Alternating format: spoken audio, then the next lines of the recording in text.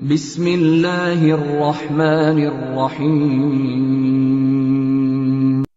یہ کلمہ لا الہ الا اللہ، صرف یہ کلمہ منہ سے کہہ دینا یہ کافی نہیں ہوگا، اس کے لیے اس کا عمل چاہیے۔ لا الہ الا اللہ کے تقاضے بھی پورے کرنے ہیں۔ جب لا الہ الا اللہ پڑھ لیا تو نماز کا ٹائم نماز پڑھیں، اللہ نے مال دیا ہے تو حج کریں، روزے کا ٹائم روزہ رکھیں، قرآن و سنت کے مطابق زندگی گزاریں۔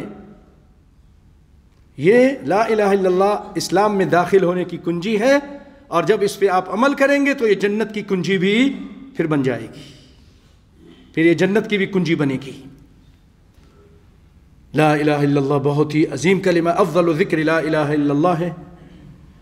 ایک شخص قیامت کے دن لایا جائے گا، اس کے 99 رجسٹر ہوں گے، گناہوں سے بھرے ہوں گے، وہ بہت گھبرائے گا۔ تو اللہ کہیں گے تمہاری ایک نیکی میرے پاس ہے، آؤ ترازو کے پاس چلو۔ ترازو کے پاس لایا جائے گا، وہ کہے گا کیا نیکی ہے؟ اللہ ایک کارڈ نکالیں گے، حدیث میں الفاظ ہیں بطاقہ، ایک کارڈ نکالیں گے، اس پہ لا الہ الا اللہ لکھا ہوگا۔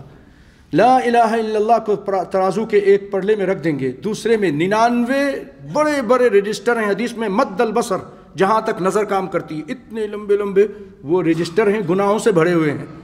اس کو ادھر رکھے گا ایک طرف، دوسری طرف صرف لا الہ الا اللہ کو رکھے گا۔